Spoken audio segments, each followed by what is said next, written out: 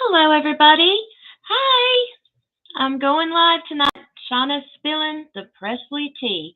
Hey, Clementine. Hey, C. Pam. Hey, Karen. Hey, Jennifer. Hi. Hey, everybody.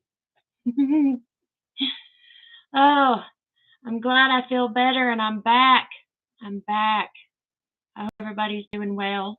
Hey, Karen. Hey.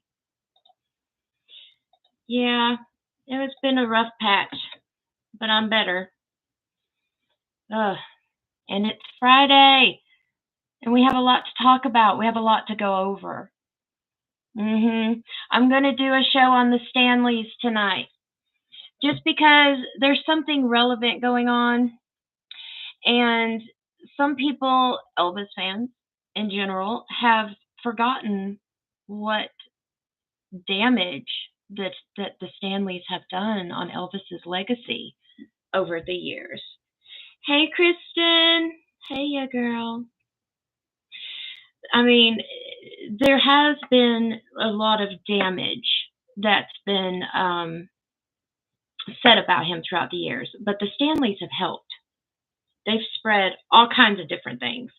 So we're going to go through a history lesson tonight on the Stanleys, and I hope you guys stick around because you might just learn a thing or two.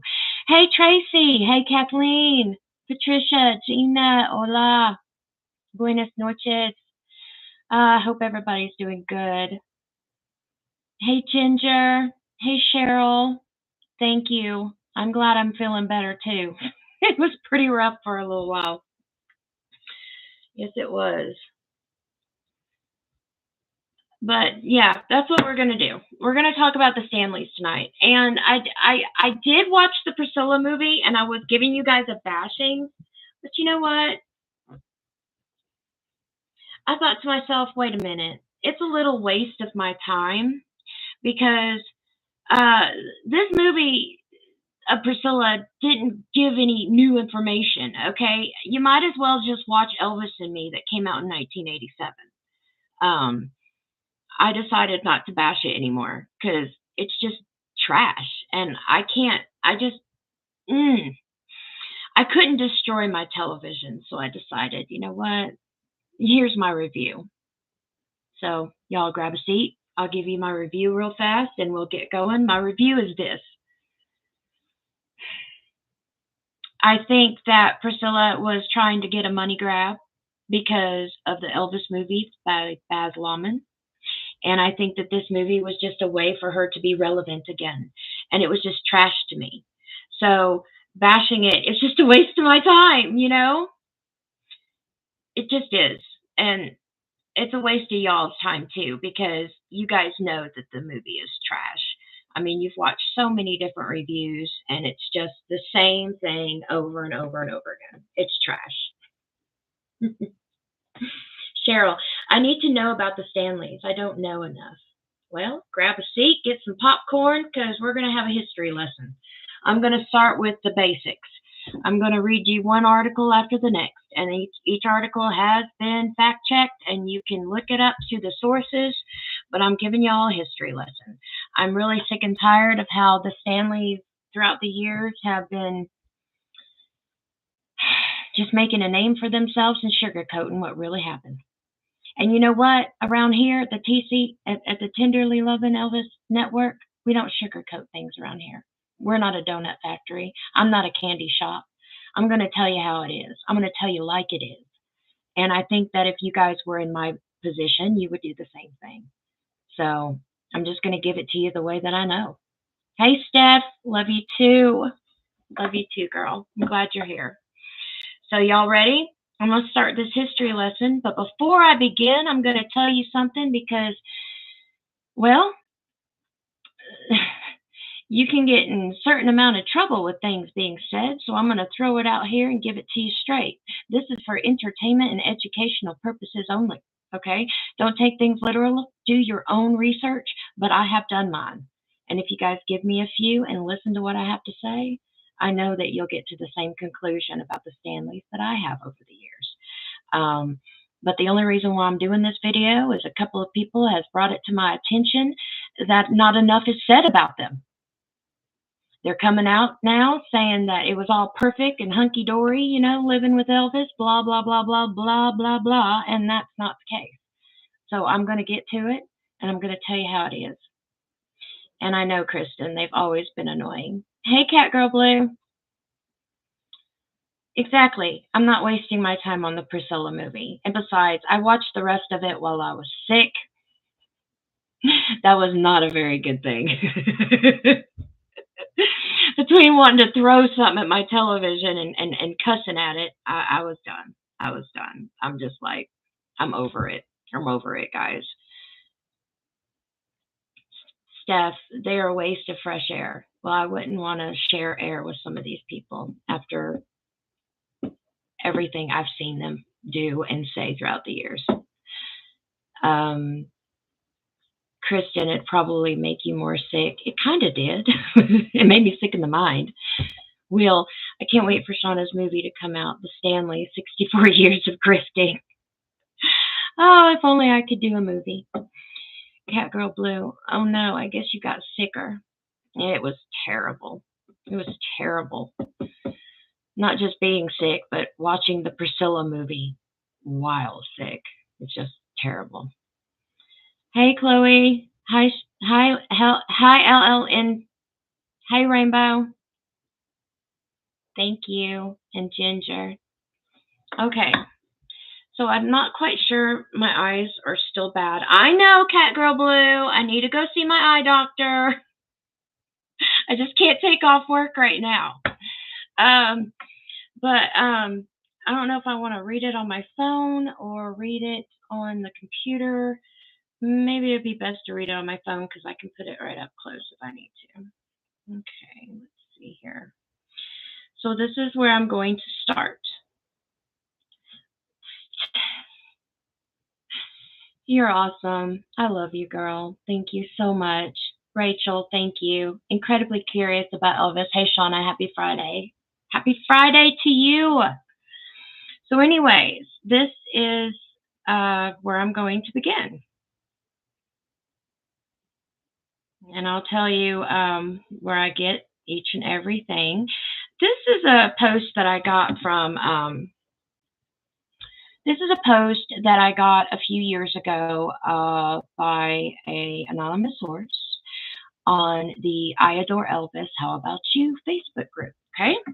And if you guys are a member of I Adore Elvis, How About You Facebook group, then you know that they're just like my group, Tenderly Loving Elvis.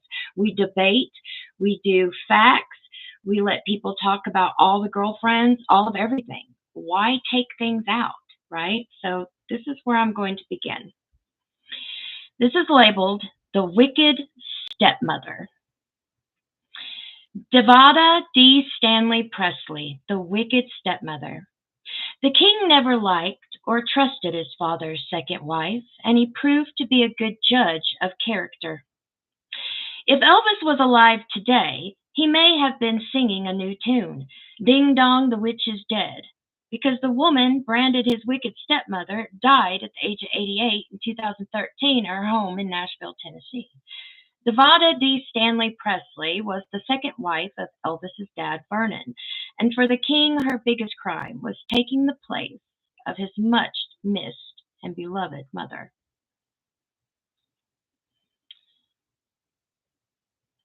Hold on. What happened here? I think I messed up my place. Hold on. When Elvis died, she wrote 2 muck-raking books claiming to reveal shocking secrets about her stepson. Alongside claims that he had a gay affair. That's right. In Dee Stanley's book, she claims Elvis had a gay affair. Now, you guys tell me, does that stain Elvis's legacy, especially since she lied? I mean, you guys tell me. And in the comment section below, once this video comes out, guys, tell me what you think. Do you think Dee Stanley, writing in her book that Elvis had a gay affair and was forced to marry Priscilla and also committed suicide because he had bone marrow cancer? The biggest bombshell in her book wasn't even those facts that she says that are coming out. It is also the allegation that Elvis had an incestuous relationship with his mother Gladys, who had died 2 years before Dee married Vernon. Now, you guys tell me, because I'm letting you guys know that Elvis's legacy is truth, right? Truth? Why would Dee write such nonsense? I mean, even folks like Marty Lacker had things to say about the Stanleys, okay? And they've always been grifting ever since. So you tell me. I mean, just the first claim alone that Elvis had a gay affair, okay? But then keeps going. The sixth story, which Dee claims she had good authority from the family's long-serving maid and Vernon's mother Minnie, prompted a furious outcry. Which you crazy things are? The maid was dead when she brought this story out, and conveniently, Minnie Mae Dodger Presley was dead too. So she makes these claims that these two dead people told her that Elvis had sexual relations with his mother. Many thought that Dee's true motivation was revealed in an interview when she hinted she wanted a posthumous revenge on her superstar stepson. She blamed Elvis for ending her marriage to Vernon. She blamed Elvis for a lot of things. And yes, Kristen, there's a Geraldo Rivera episode with her on it, getting bashed by J.D. Sumner and a lot of Elvis's entourage. If you guys want to watch it, go look up on YouTube, Geraldo Rivera and Dee Stanley. It's on there. It's very interesting. But anyways, Dee Stanley was married to a man called Sergeant William Stanley, and she had her 3 sons from that man. He was stationed in Freiburg, Germany. Okay? When Gladys died at the age of 46 of a heart attack brought on by hepatitis, Vernon joined his son there too. They were staying at the Grünwald Hotel, where Dee phoned the room. When she heard that Elvis's mother had died, she wanted to call and express her sympathy. She said, "It must have been fate. My call was put through. The next day I was invited to have coffee with them. Some say a dinner date with the star was arranged, and then Elvis decided to send Vernon in his place. But that wasn't the case. Guys, we all know Dee just wanted Elvis first. And upon knowing that, Elvis gave Vernon the you go. I don't want to go. She's not my type. You know, we all know what Elvis's type was. It definitely wasn't his stepmom, Dee. Okay? Elvis sends Vernon off to Dee's, which became a friendship between Vernon and Dee, and Vernon and Dee and Dee's husband. Believe it or not, it was one of those things where when Dee's husband would leave, he thought Vernon would take care of his wife, never knowing that there would be an affair. Ah, poor Sergeant William Stanley. He was so naive. So naive. So here's the other thing.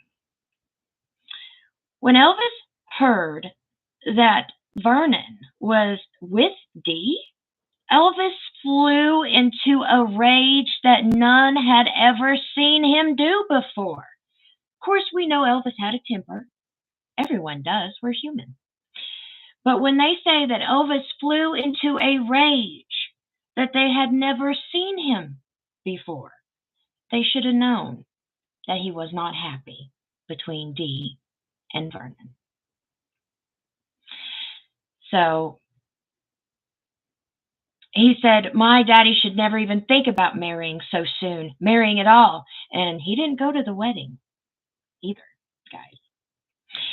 Gladys had always been the most important woman in Elvis's life, and their graves are side by side on the grounds of the former home, which is not really true. His grave's mostly on the side of Vernon, but it's an article. What would they know, right? But anyways, let me get down. Okay, so when the singer took off at 19, he became a family breadwinner. And now Vernon paid the bills for Elvis. And Elvis did not like him being with Dee. And he flew into a rage. Also, listen to this. When Elvis was away on tour, he would call Graceland every night to soothe his mother's anxiety with endless baby talk. But things got worse in 1957 when he was drafted into the Army and he got sent to Germany. He had refused the special service option offered for entertainers, and he served as best as he could. But 6 months later, Gladys was dead, and Elvis got home to rush to the hospital, and witnesses call him closing the door where her body lay, and he wailed, and he wildly wailed, and he threw himself on his mama's grave. Do you guys really think that Elvis wasn't mad when Vernon got with Dee, and Dee being married with children? You know, but then again, these are Presley men. You have to take in consideration. Look how suave and charisma and charm that God gave Elvis, right? Well, who do you think he probably got it from? Think about it. Go back. Go back. Go back. Go to Elvis's grandfather, Jesse. He left Minnie Mae all by herself, just left her for another woman and didn't even bother divorcing her. And when he finally did, he left her with nothing. So Minnie Mae had to rely on Vernon and Elvis to take care of her because her husband, Elvis's grandfather, just left her. So the Presley men loved women. I will have to throw that out there just because the history does not lie. The Presley men loved the ladies, and Vernon wasn't excluded from that.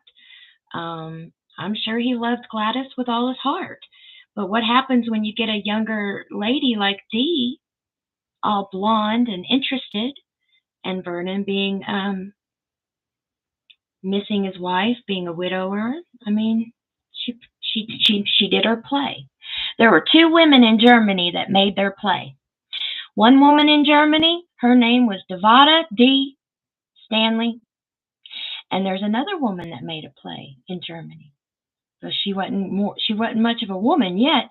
Her name was Priscilla. So there were 2 women that had the same goal. One woman got it, the other woman didn't. So she got the second best thing. She got the dad. So, and you're right, Anthony. No wonder Vernon didn't like his dad. But it wasn't just that the reason why Vernon didn't like his dad. There's another reason, too. When Vernon got thrown in prison for selling that hog and changing the amount of money on that check, and he went to prison, did you know that Vernon's daddy, Jesse, didn't bail Vernon out? Oh, no. He bailed Gladys's family member out instead and left Vernon there to rot. So that's another reason why Vernon did not get along with Jesse. I think Jesse had a favorite and Vernon was not his favorite. And it's clearly, you can tell. Molly, Dee did what she had to do and wanted to do, or whatever you want to call it. She's a hella triplin from the jump. Well, she had an idea of what she wanted, and when she couldn't get Elvis, she got the second best thing. She got the dad. Rachel, didn't she die before he went to Germany? Yes, Rachel. She did. There's a couple of things in the article that weren't right. That's one of them. Sue, oh, that's right. Sue, why couldn't Gladys go with them to Germany? Because she was sick. She was so sick. She couldn't travel. They barely could get her back to Memphis to see her doctor. Well, just think if Elvis wouldn't have gotten drafted, there wouldn't have been no Dee or Priscilla.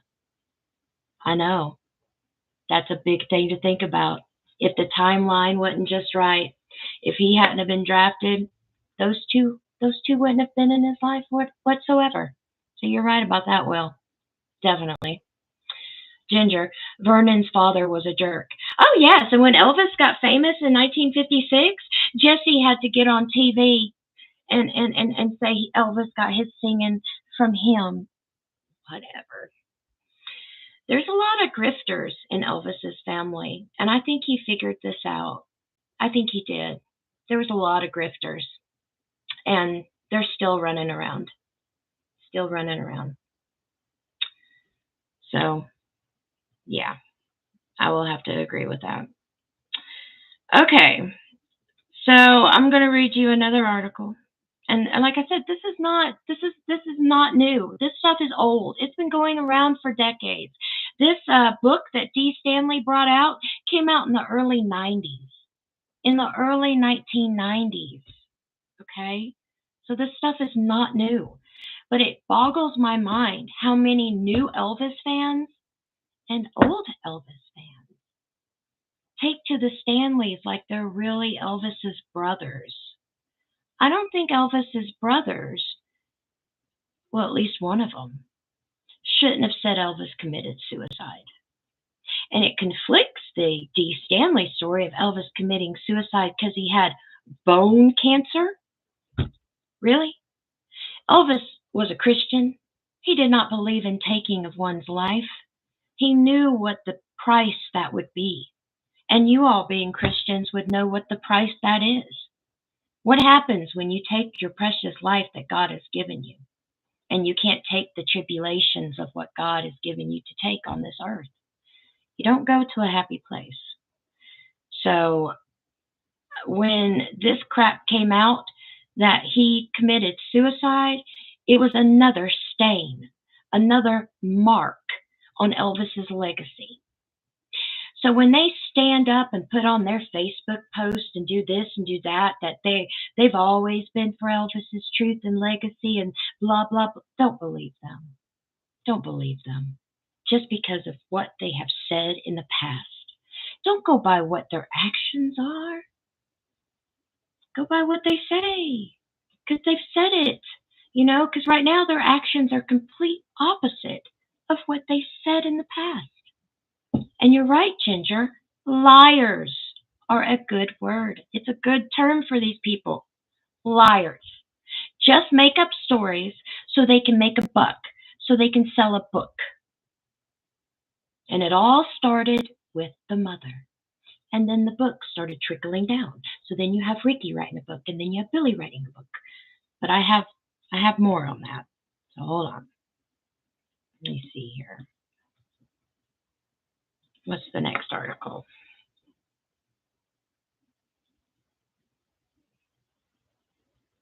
Oops. Okay. Well, if my Wi-Fi wouldn't be so bad in here on my phone, maybe I might have to read it. I'll have to read it online. Give me a second. Blah, blah. Let me see. Where am I here? I sent it to myself. Give me a second, guys. I'll get there. I promise. Okay, here we go. The next article is Ricky Stanley recalls life with Elvis Presley. And this is on the elvishistoryblog.com, which is a good site, by the way. Come on, why did they do that?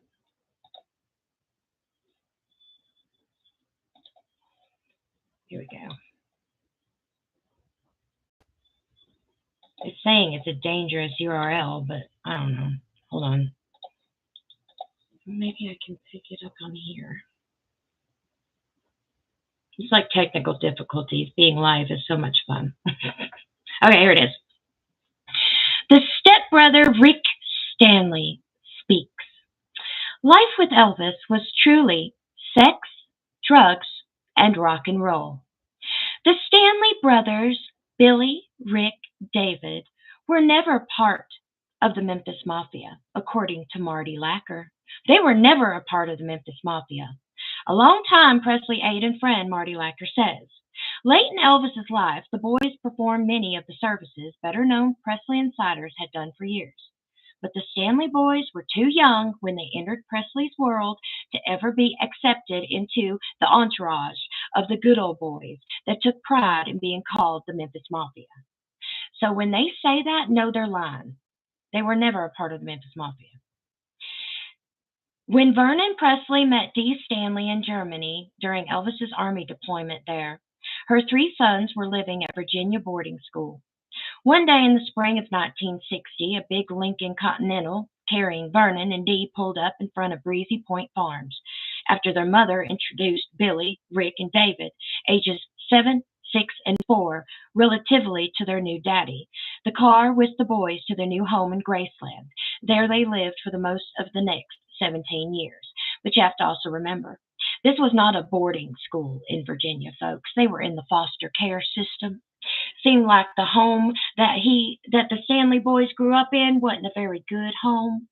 They grew up in that last year in the foster care system. Yeah.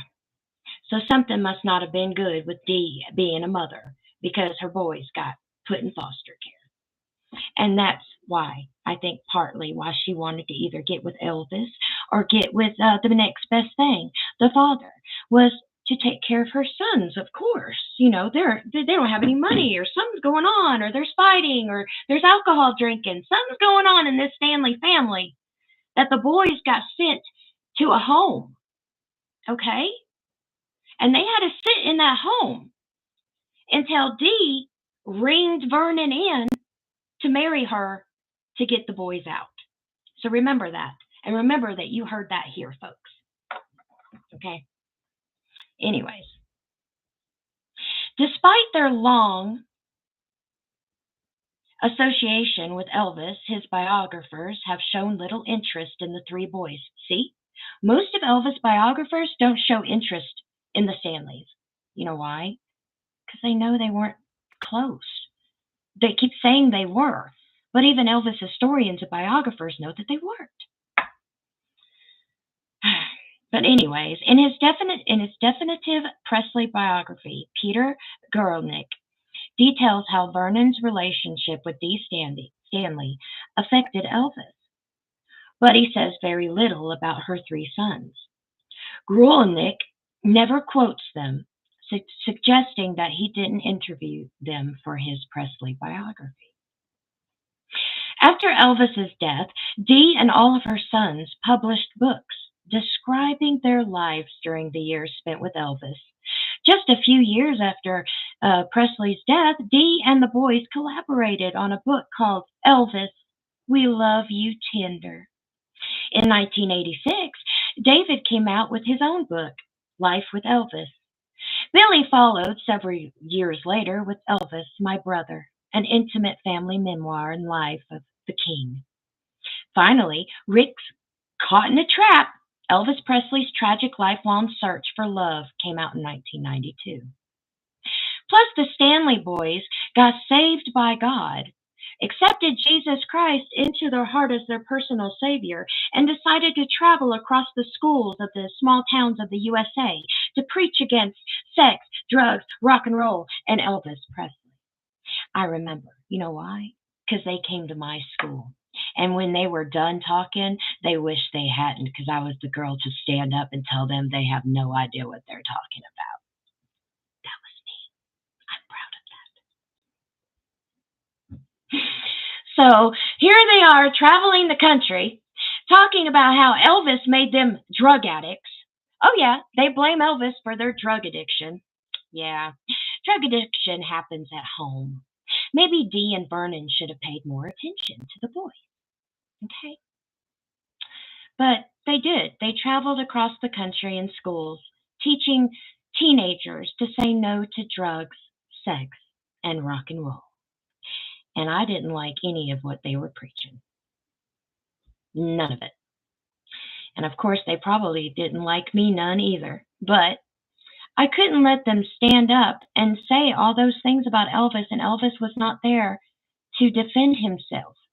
And I have read many books about Elvis that I should know more than those boys. So I stood up. I stood up for Elvis. First time, and I was proud of myself. But just one Elvis gal in a small town high school isn't going to deter the Stanleys from keep doing what they're doing.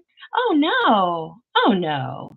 They traveled churches, did revivals, stuff like that, preaching anti, sex, drugs, rock and roll, and Elvis got him addicted to dope. Yeah, that's what they did. So, reading the Stanleys' account of life with Elvis is not on, or should be on, any Elvis fan bucket list. Although people should acknowledge the insanity of Presley's final years, people also need to know they have no desire to wallow in it or the excuses and blame such books that promote this stuff. However, recently, there's an article with interest in a 1989 People magazine in which Rick Stanley offered a few opinions from his years as a personal aide to Elvis. In common with all written accounts from Presley insiders, however, Rick Stanley's memories have to be taken with some caution. Let me read that again. In common with all written accounts of Presley insiders, however, Rick Stanley's memories have to be taken with some caution because of this. An admitted street drug user and alcoholic from his teenage years through his years working for Elvis, Rick's ability to clearly recall events through the haze of addiction and drugs might be questioned. Also, discrepancies commonly appear in various accounts of Presley insiders, making it hard at times to separate the truth from bullshit. And I said that right. Marty Lacker, in particular, would later cast doubt on the recollection of all the Stanleys. Hey guys, hi all you new folks that came in. We're reading about the Stanleys. I'm giving you all a history lesson. You guys need to be careful of the Step family. Okay?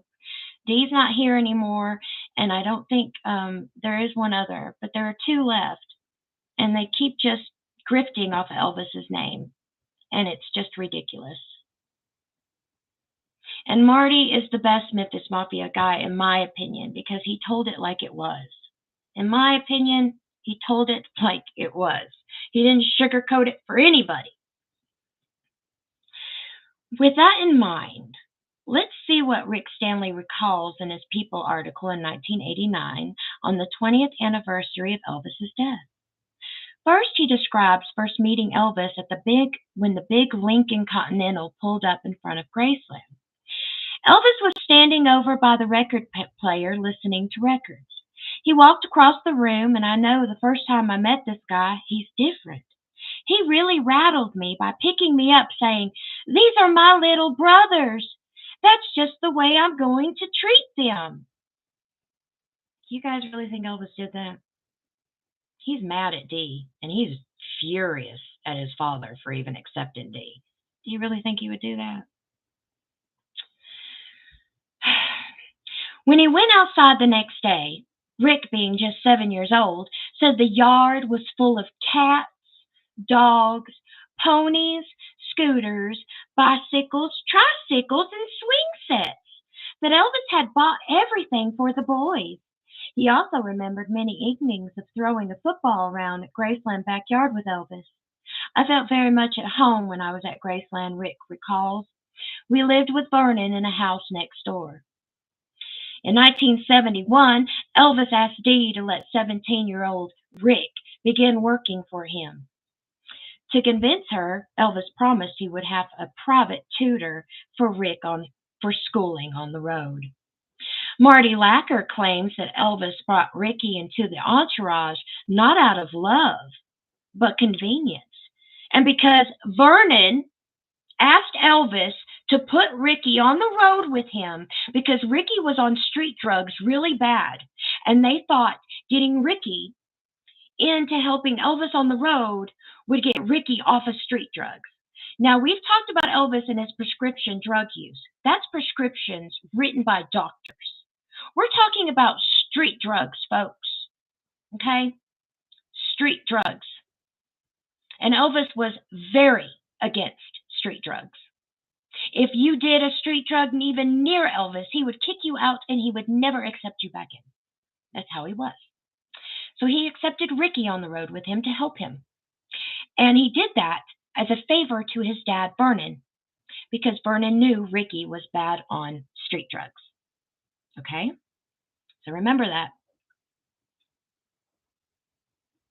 I forgot my place. Okay. Ricky was getting so into trouble. Tons of trouble, actually.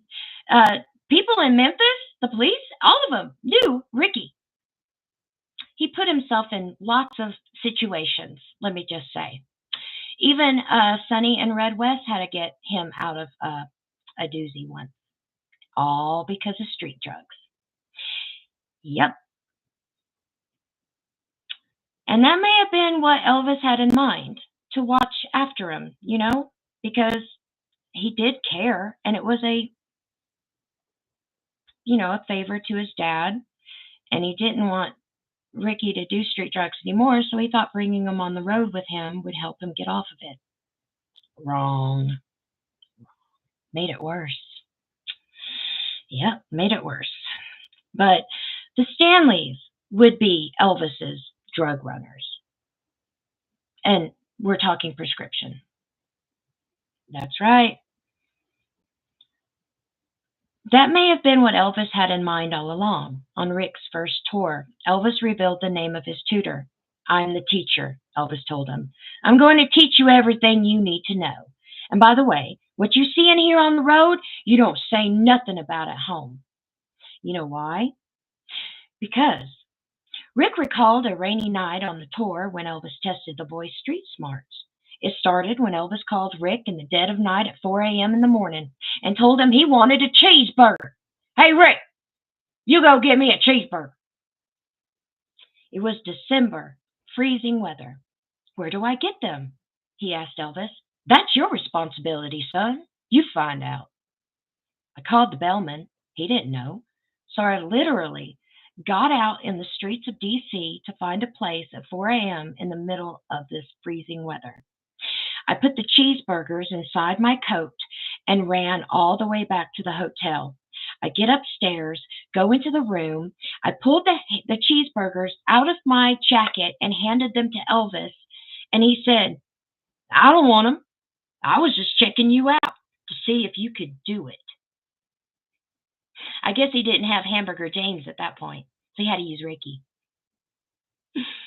In addition to his many duties concerning Elvis's wardrobe, preparing his hotel room, and helping him to his car after concerts, Rick claims he often rounded up girls for Elvis. When Elvis wanted a girl, which was almost every night, Rick says, according to Rick, "It's time to go trolling," Elvis would tell him. So Rick would go a-trolling. Then one of the guys would head down to the lobby to pick out 4 or 5 girls for Elvis to look over. I introduced him to a lot of girls, and members of the entourage introduced him to some too. It was usually me, because I knew his taste. Tall, clean girls. I'd take them up there to his room, and there he'd be, all smiles and very gracious. Elvis would make women feel wonderful. They'd sit around in the suite for a while, and Elvis would look them over while he talked to them. Then he'd let me know which one he wanted to stay and which ones he wanted to leave. When the visit wore down, I escorted the others to the door, and the one that was chosen would stay behind. Then I instruct her, tell her what Elvis liked and didn't like. I'd tell her that if things worked out in a way she decided she wanted to stay the night, and I knew they already decided, or they wouldn't be there, that there might be some things she would want to know. What Elvis did in Vegas. Rick also was involved in the conspiracy to keep Elvis's wife from knowing about the other women. Oh yes, Elvis was teaching Rick really well. That's right. Priscilla would fly into Vegas on weekends, Rick recalls. I'd have to take Priscilla's dresses out of the suite when she was away and write down where each dress was hung and its color because she wanted them kept in a certain order. Do you know what I think, folks? I think Priscilla put her dresses in a certain order by color on purpose, knowing that Elvis did this stuff behind her back. Come on. She knew he cheated. She knew he was a perpetual cheater. She knew he could charm the socks off of a cow. So I'm just letting you guys know. This seems like something Priscilla did on purpose, knowing that somebody would mess up and that she would know he had another woman. You know? But anyways, she knew where the color was and she wanted them kept in a certain order. I'd moved the dresses back when he was done with certain ladies, when he was about to come in. When she was about to come back, he would put the clothes back where they belonged. There was also a thing called the kit. And there was this thing called the kit. And where Elvis went, that kit went with him. Okay? Okay? So there was a box. And it's called the kit. And where Elvis went, that kit went with them. Okay? The kit went everywhere with Elvis. And Rick was the designated carrier. Contents, according to Ricky, the contents of this kit were black beauties. And if you want to look at 1970s drug lore, black beauties were like quaaludes. And if you want to look at 1970 drug lore, it'll tell you what that is. Then there were Percodans, Demerol, codeine. There were barbiturates, Tuinol, Seconal, Nimbertol, Carpetol. Towards the end, there was also liquid Demerol, needles, plus 10 grand in a wallet, makeup, a driver's license, and a lot of jewelry. And this is what Rick says. It's hard to believe all that was in there. And Rick was in charge of this bag. Are you sure Rick didn't take some of this stuff in this bag? When Vernon confronted his son about his drug use, Rick says Elvis would always respond, I know what I'm doing. Use and abuse are two different things. Rick Stanley also recalls how two sides of Elvis's personality could surface in recollection of the same event. He says one night in Vegas, Elvis noticed that some money and a few intimate photos of Priscilla were missing from his kit. An aide nicknamed Hamburger James was fingered for the theft, and an angry Elvis rounded up the guys and headed to the airport, where they dragged Hamburger James off the plane about to leave for Memphis. Back in his hotel suite, Elvis slapped the sobbing, scared culprit a couple of times, then says, Rick, an amazing thing happened. Hamburger James got a funny look on his face and welted like a baby. He cried and cried like his heart was broken. He said he was so sorry he stole from Elvis and he would give it all back, and he knew that he had done something that he couldn't ever be forgiven for. Elvis knew, being a Christian, that forgiveness was very important, guys. I'm going to give you an example of that. At that point, Elvis looked at Hamburger James for a minute, and then he broke down and Elvis started crying too. Elvis started crying too. He just sobbed and sobbed. He went down on his knees in front of Hamburger James, and he was sorry. He kept saying to him, why didn't you let me know you needed money, James? Why didn't you let me know if you wanted to go back to Memphis? I would have given you money. You didn't have to steal from me. They both cried like that for a long time. And after that, Elvis, being the kind-hearted man he was, Elvis kept telling Hamburger James that he didn't have to leave, that he could keep his job. After all of that, Stanley tells other stories about Elvis in his People article, but this seems like a good one to end with here. It shows that despite the drug-fueled, bizarre behavior that marked Elvis's final years, Elvis was still able to show compassion for a man who had done him wrong. In the end, it's hard to find anything inspiring or noble about the way Elvis went out. But I'd like to think that there was a touch of decency, perhaps even of love, in him all the way to the end. But I'll tell you, there ain't nothing lovely or love-related about the Stanleys lying about Elvis. There ain't no brotherly love when they say one thing that didn't happen and then move on to something else. Of course, everybody except them are dead to argue with them. And I think that's sad these days. But there are people like us that are still around. We have these articles. We know that this stuff happened in the past. This isn't something new. Dee Stanley wrote a book. The stepmom, the wicked stepmom, wrote a book saying Elvis had sex with his own mother. Who does that? You know? And yes, Molly, you can't fix stupid.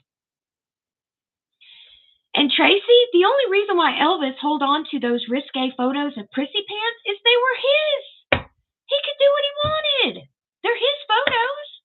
But I will say this, upon his death, those photos went from Joe Esposito right into Prissy Pants' pocket. So if you're wondering where those photos are now, they're probably in a vault somewhere in one of Prissy Pants' homes. Because she has them now. So, Rachel, you can't take it back once it's in writing. You can't, Rachel, but yet people forget. Or they have never read it before. There's new Elvis fans out there, and I'm going to take into consideration that there are some new Elvis fans out there that are just learning about the man, and they don't know the whole story, so they don't know about the Step family. But with time and research and them going to certain channels and other things, or even watching this show, they'll know. Don't take a Stanley at their word. You know, when somebody asks me, what do you think about the Stanleys? All my life, and this is for entertainment purposes only, and my personal opinion, this is nothing, anybody else, you guys can think the way you want. My personal opinion, I wouldn't trust a Stanley far enough to throw one. And I've said this for decades, and I'll say it to the day I die. You know, I don't trust them far enough to throw one. Just because all of the lies they have spewed. And then they go back and act like they never said any of this. They're a lot like Prissy Pants in that regard. Have you not noticed? There's a lot of people that were in Elvis's life that have said things in the past, in the 80s and the 90s. And then here comes 2015, 2020, and they say the complete opposite of what they said in the 80s and the 90s. Okay? And it's not just the Stanleys. There's a lot of people that I've seen, you know? And Kathy, she writes, I remember that I read Prissy Pants had sex with one of the Stanleys. No, but it was close enough. She had a makeout session to get none other than videotapes of Elvis. The Stanleys had videotapes of Elvis, you know, in his everyday life and the kids doing everyday life things. Well, when Prissy Pants found out that they had videos, she swiveled her way in and she supposedly brought her sister along and they all went skinny dipping. And after the skinny dipping session, there was a makeout session. And after the makeout session was over, the Stanley boys, well, the Stanleys in general, lost their rain check of videotapes. They did. They lost their videotapes to EPE, Priscilla, I don't know, but they lost them. It's kind of like the same thing that happened to Joe Esposito with his videotapes. You save something about Elvis for a rainy day, and EPE sues you and takes it away. But I'm sure Priscilla had something to do with that because she was, you know, involved back then in the early 80s. She was involved with suing the entourage of Elvis. She was involved in a lot of this other stuff. So I'm sure it was probably even her idea. Catgirl Blue, those Stanleys are liars, all of them, starting with the mother. Apples don't fall far from the tree. Nope, they don't. They don't. Elvis Chick. Joe played both sides. He was both you and the Colonel Parker snitch on Elvis. I know, and what happened to him in the end? He got nothing. He got nothing. And he got sued. Cheryl, I think Joe was a leech. There's a few of them. There sure is. I'm not going to say all the entourage was perfect. There's a few of them. But I will say some of them had some important things to say. And if you ever look at Elvis Information Network, look up Marty Lacker or the musings of Marty Lacker. They're very enlightening.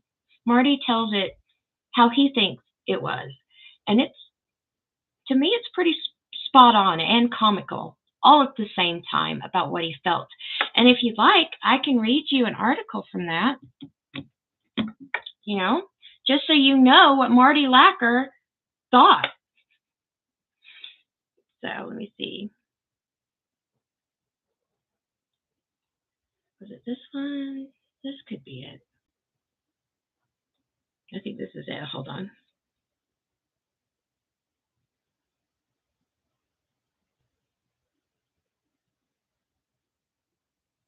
No, that's not it.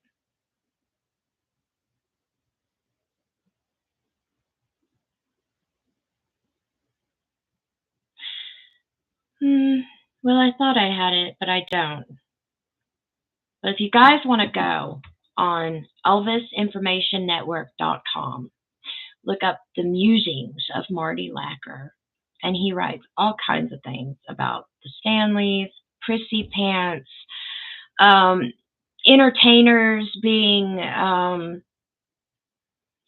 put side by side with Elvis, about what he thought about different entertainers, things like that. And I found it very amusing. Rachel, the more I read, I'm not really crazy about Vernon. Well, he had his role to play, Rachel.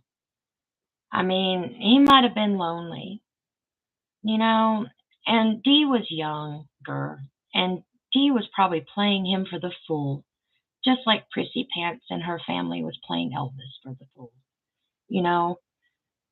It's not hard to fool somebody who just lost someone dear to them.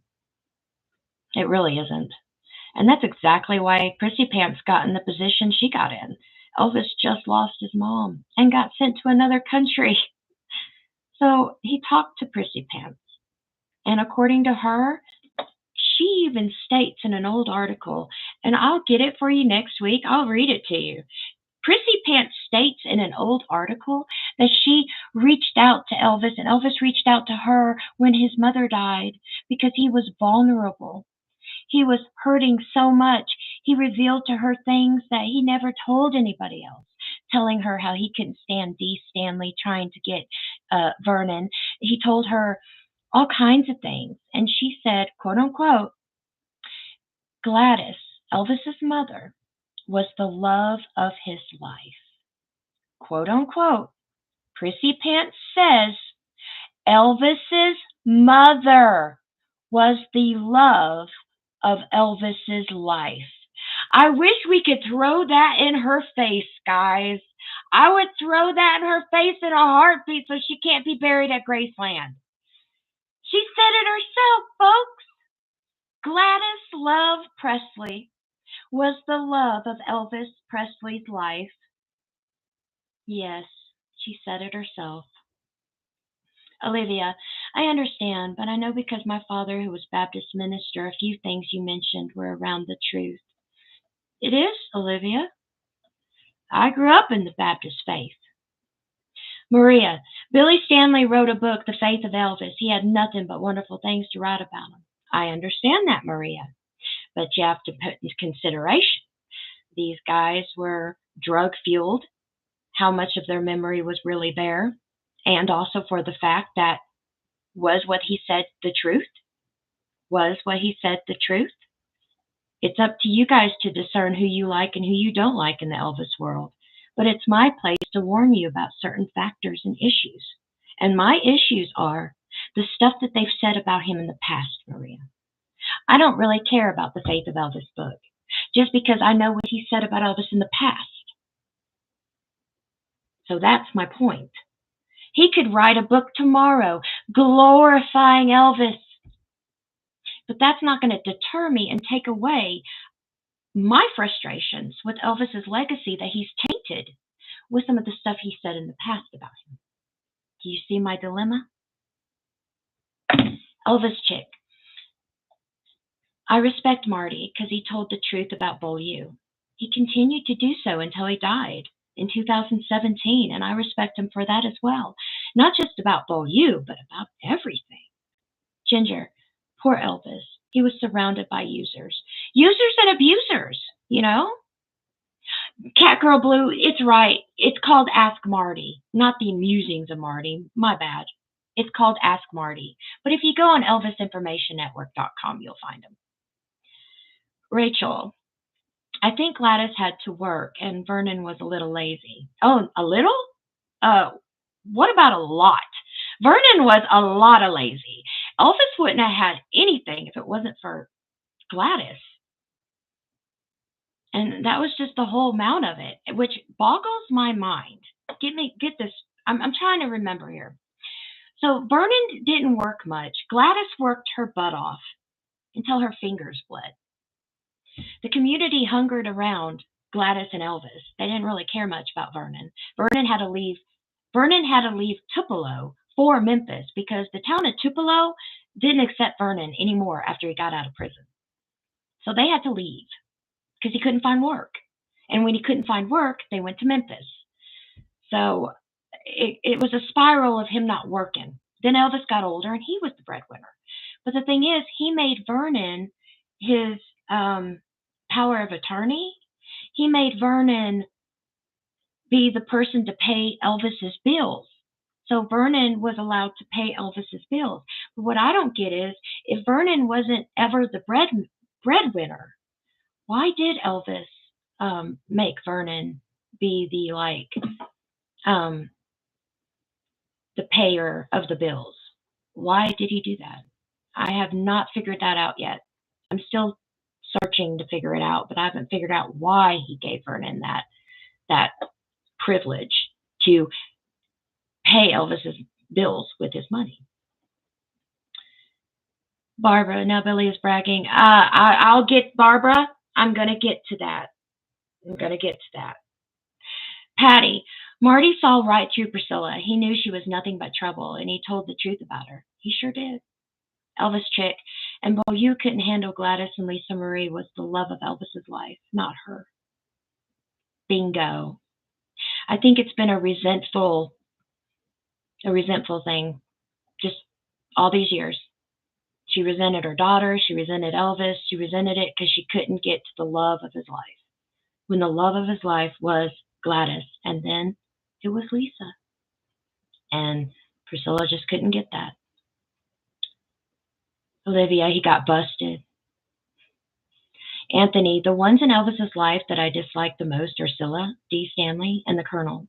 The two of those three, I think, contributed to Elvis's downfall. I'm not going to argue with that. Incredibly curious about Elvis. David Stanley is has just wrote another book. I think it's around 7 or 8 books that he has written or co-written about Elvis. I know, he keeps grifting. It keeps going. I may not have the number exact, but it is close. Well, I don't care what they write about Elvis. I've already told you the reasons why I'm not going to read anything that they brought out since they brought out their trash before. I don't go about what they're saying and doing now. I go about what they said and did in the past. And what I know of what they said and did in the past tainted Elvis's legacy and could have hurt it really bad if people didn't put it in one ear and out the other. Okay? It's really bad to say Elvis had a gay affair. Elvis was not gay. There was not a gay bone in Elvis's body. He loved women way too much to be a gay man. So when Dee Stanley said Elvis had a gay affair, I wanted to throw that book out the window. And I think I did. I think I burned it in the trash can when I was 14. Also, she states Elvis and Gladys had a sexual relationship starting when Elvis was like 14. What? So, and they didn't even, and the thing is, okay, Dee said these things, but her sons didn't fight against it. Her sons didn't say, that's not true, Mom. No, they brought out books too, saying that Elvis committed suicide. Elvis would never commit suicide. That's trash. Elvis, being a Christian, believing in that eternal life, would never do that. Ever. Sharon, Parker suggested Vernon have a job paying the bills. Maybe. Ginger, he probably did it out of love. Maybe. But we weren't there. Will, who was fooled by Billy's latest book? Billy said he died for 10 minutes, and the first person that he met in the afterlife was Elvis. Not Dee, not Ricky, not his dad, but Elvis. Come on now. Hey, it's anything to write a book, Will. Anything to write a book. Molly, imagine someone who's a little entitled brat, your ex-wife, and who's also in a cult running the estate. Oh, don't get me started, Molly. It's a nightmare.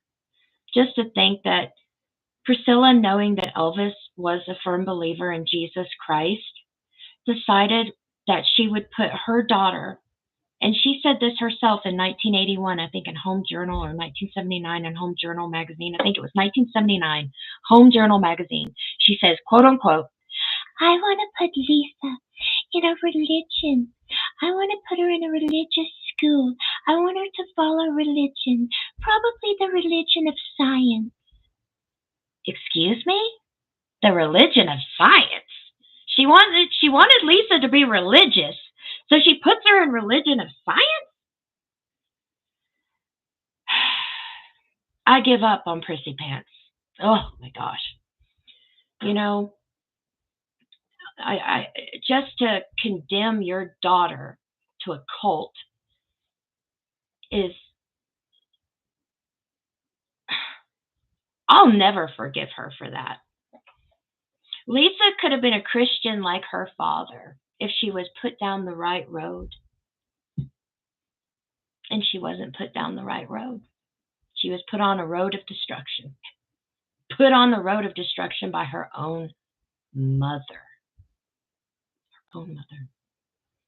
That's when I knew that there's no love of her life with Elvis. There's a love of her life of Elvis's money. And there's also the perpetual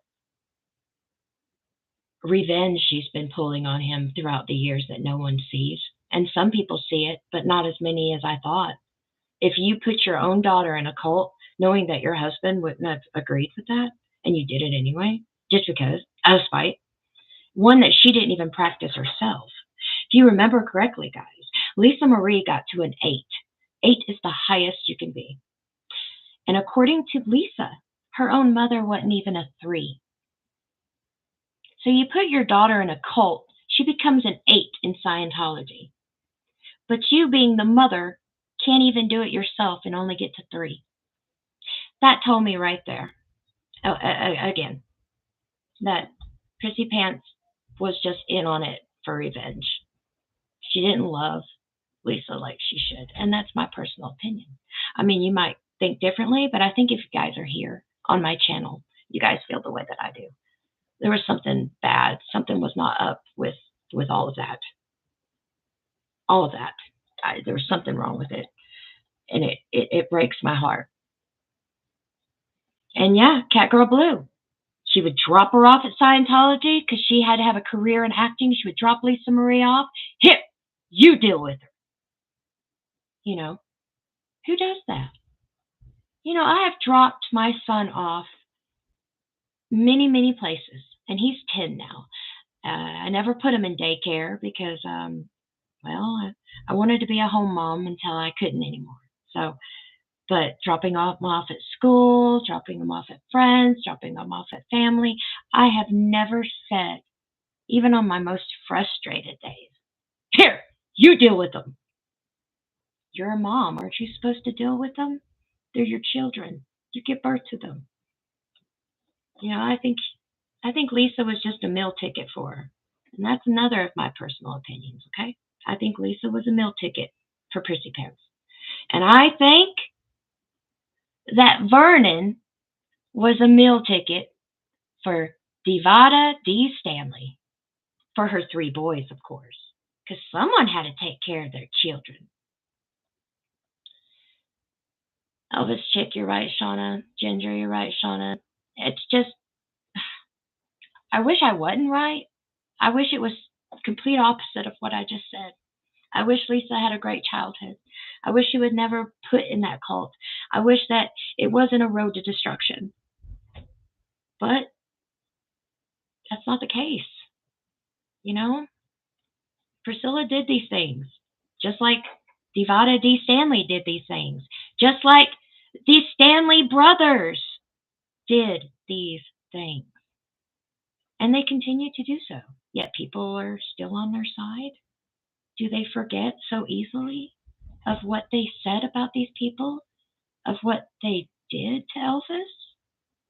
I think people have one of those types of selective memories where they'll read something from years ago and then they don't think about it again, like it didn't happen, I guess. But see, that's not how I am. I can read something from now and remember it 20 years from now, not to trust that person that I read 20 years ago.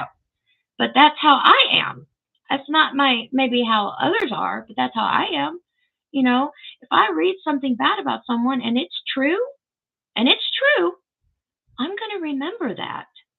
And if it's especially about the man that we love, how can you forget? But some Elvis fans are forgetting.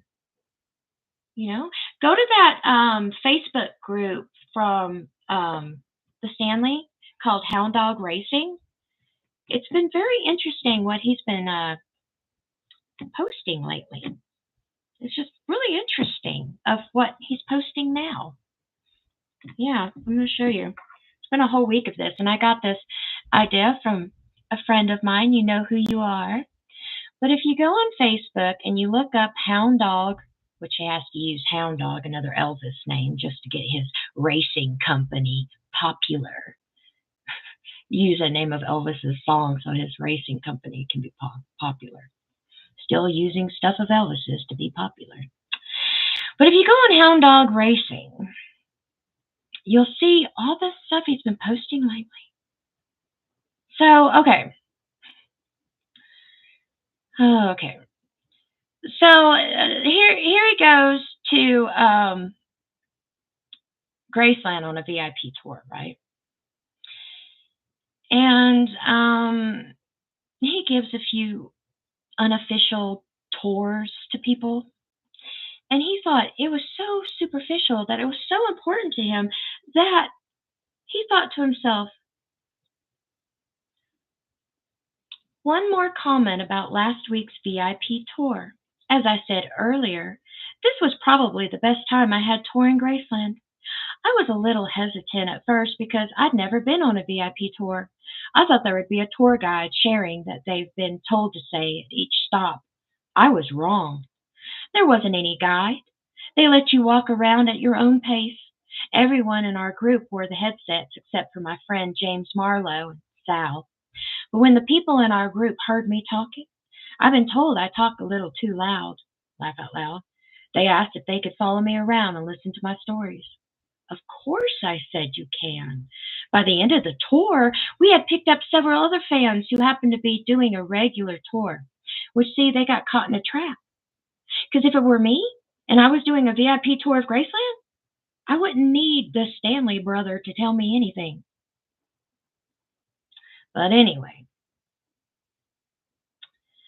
they were looking to seeing how I can do that, probably working with EPE or seeing if they'd let me do this on my own. I walked away from the tour with a newfound feeling of helping the fans know and understand Elvis a little better. So now I'm going to read you one more post. This was from a day ago. Wow, my post about me being a tour guide at Graceland got more responses than I thought I'd get. Thanks for your encouragement. I did send an email yesterday, and EPE replied. It was a form email that was sent to general questions. My biggest hurdle is this. I don't know who I need to talk to about this endeavor that he wants to be a tour guide for Graceland. I've never dealt with EPE before. That's my next plan of action. Finding the person that could sit down and talk to me and share my thoughts about this. Thank you all for your kind and positive words. There's over 209 comments of Elvis fans just praising him. Praising him. He'd be a huge addition to Graceland. They should hire you and call it the Extreme Ultimate VIP Tour. It would be awesome. I said one of your posts several months ago it would be awesome for you to be a tour guide. Listen, the day EPE hires a Stanley brother is the day pigs fly. The day EPE hires anybody, that even an ex-family member, to be a tour guide, pigs are going to fly. They're not going to hire ex-family members. They did that once with Billy Smith. Do you remember how Billy Smith was a tour guide and what they did to him and what happened? Jack Sawden fired Billy Smith. That's right. And according to every source I have been on, EPE does not hire Elvis fans. They do not hire Elvis fans. I hate that idea. I think it's stupid. Who better would do the best tours would be an Elvis historian, Elvis fan. But EPE won't hire Elvis fans because they think us Elvis fans will steal Elvis stuff. Well, it wasn't Elvis fans that stole the Aloha from Hawaii stuff out of the Aloha from Hawaii exhibit and put it at the chapel door this last summer, where a woman that got married took that stuff all the way to Iowa. There was some stealing there. It wasn't Elvis fans. It had to be an inside job. We all figured that out. So it wasn't an Elvis fan. So if it's not Elvis fans stealing, why won't they hire Elvis fans to work at EPE? I think it would be best to hire Elvis fans. We know more. Why put headphones on when you can have a real person? They've made it so impersonal. All they have to do is make it more personal by making it more human. It's just a joke. And you guys, I think it's funny because he thinks he can be an Elvis. He thinks he can be a Graceland tour guide. Okay? Really. He thinks he can be a tour guide. Does he really think Joel Winchester is just going to call him up, go, hey, Mr. Stanley, hi, this is Joel Winchester here. I decided I thought I'd get you to be a tour guide for Graceland. You did such a great job that one day. We decided to bring you in with a salary, and we're going to take care of you for everything that you're worth, being that you were Elvis's stepbrother. Give me a break. Guys, that would never happen. It's not going to happen. This dream of the Stanley guy is not going to happen. Okay? Because I'm telling you, the day they hire him to be a tour guide at Graceland is the day pigs are going to fly. And when that happens, guys, you better be careful because Jesus is coming back. Oh, you can't make this stuff up. Will, Billy talks about it on Elvis Fans Matter. Yes, he does. Graceland will never hire a family member or even ex-family member back. Patricia, they need to bring Billy Smith back. I know, but that's not going to happen, Patricia.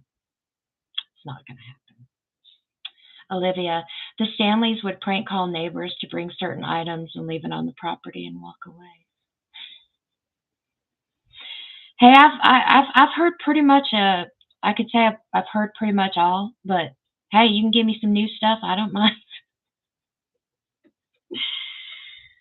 But I'm just saying, there's a big difference between prescription drugs and street drugs. And that's what the Stanley boys were on, street drugs. I don't think they even knew what day of the week it was or the time. How are they remembering all these stories? You know, you can sit down in a chair and make up a story. Heck, I'll make up a couple for you next week and give them to you next week. Be some doozies. Great stories about Elvis. But how would you know I'm lying? What if I did good by putting timelines together, rubbing them together for you? It's all smoke and mirrors, guys. At this point, it's all smoke and mirrors. Whatever Prissy Pants did, whatever damage the Stanleys did, it doesn't matter. Because the Elvis world, not me, not some of you, but the Elvis world, there are some that humor these people, that renown these people, that bring these people up on a higher level for some reason. Don't know why. You know, I will never know why, really. These people were Elvis. Why do we care? Unless it's Elvis, why do we care? Only because they keep dishing on Elvis. They keep talking about him. The things they did in their past have stained and garnished Elvis's legacy. Elvis chick, Joel will never have a Stanley back there. Thank God. I know. Molly, they might say too much of the truth. Cindy, I hope Riley will actually stand up for Elvis and her mom Lisa and knock Priscilla off her pedestal. I mean, she knows how much Lisa loved her dad, so in order to honor her mom and Elvis, she should. Well, I agree. I hope so. I'm still praying for the day that happens. Or maybe she's waiting for Lisa's book to come out for her to finally do that. I don't know. But we're all waiting. That book comes out in October. Patty, you're right. Cindy, Rebecca, you got it.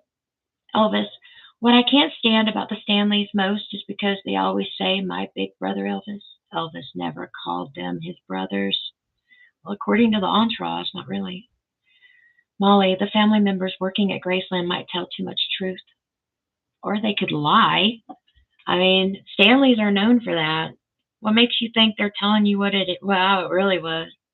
I mean, he could have been in the jungle room going, hey, you see that chair over there? I used to stand up on that chair and jump up and down and go from whoop, whoop, whoop, whoop, whoop.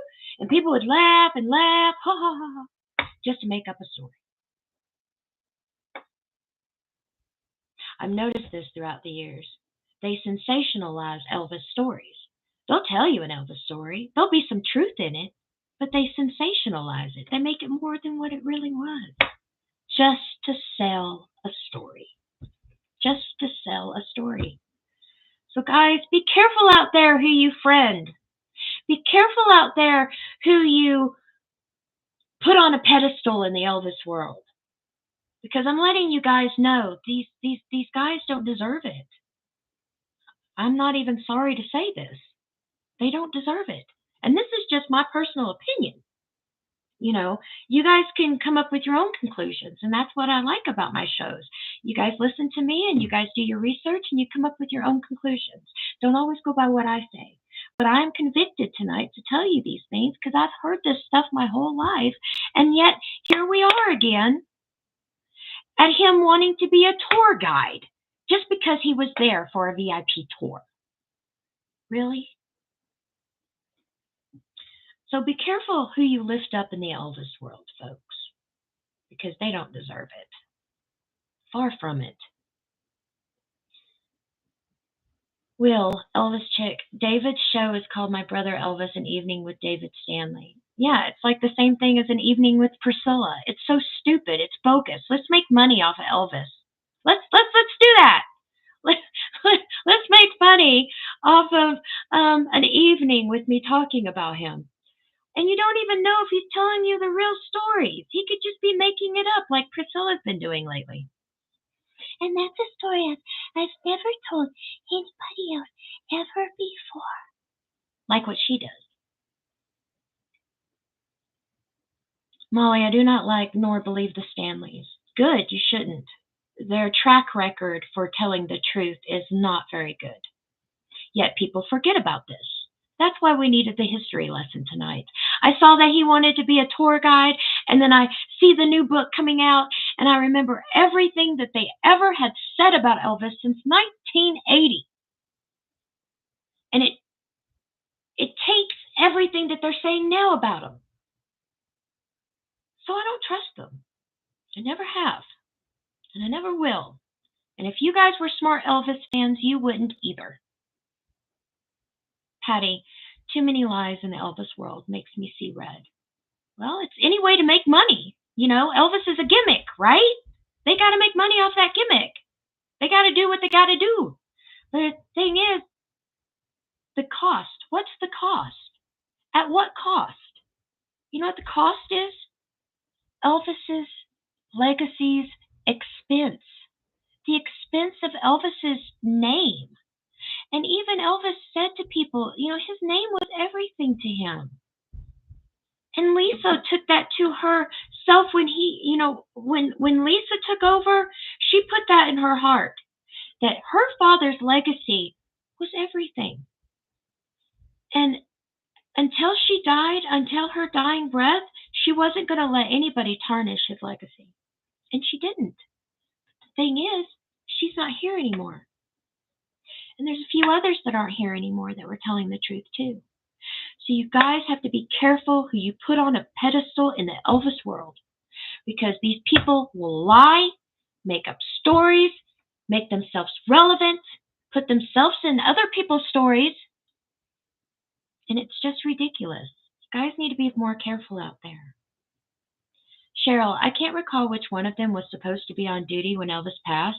You should read Patrick Lacey's information about that. I can't stand them, but I did read that much. It was Rick. It was Rick. Rick was supposed to be on guard duty that night on Elvis. And he couldn't even do that because he was so strung out. He couldn't even do that.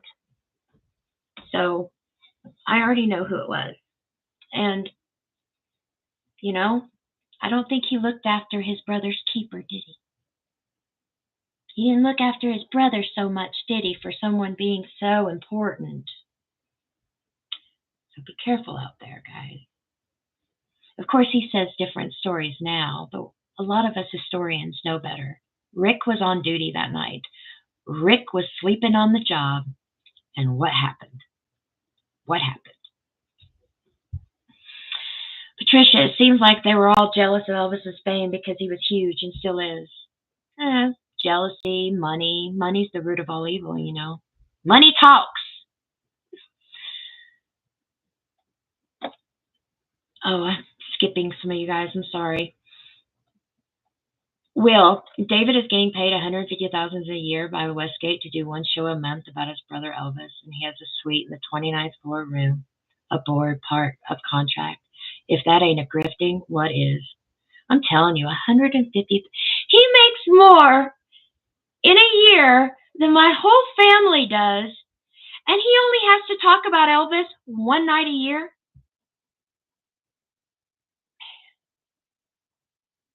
I talk about Elvis twice a week. Man. And what I'm saying is truth. I've done the research. I know. It's ridiculous, Will. That's ridiculous. $150,000 a year and his suite paid for. All because he was Elvis's stepbrother. Ginger, David said horrible things about Elvis, then has the nerve to do this show. Ticks me off. Ticks me off, too. That's why I said, be careful who you put on a pedestal in the Elvis world.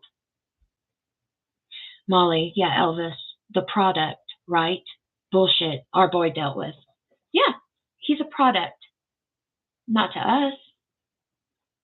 To us, it means, well, pretty much everything. But to others, he's a product. He's a trademark. It makes money for them, which is sad. Cheryl, these people have no shame. No, they don't. As long as they keep making money, there's no shame. Linda, as a boomer and want to that you for speaking the truth, it makes me very sick to hear the lies. Very few actually understand who Elvis truly was. Thank you for all you do. Thank you, Linda. Appreciate it. Elvis needs more soldiers to talk for him because he's not here. And all these people keep saying stuff and have said stuff throughout the years about Elvis, and they're not getting any repercussions. They're not. It seems to me it doesn't matter how bad they talked about Elvis in the past. People keep elevating them. People keep raising them. People keep making them relevant.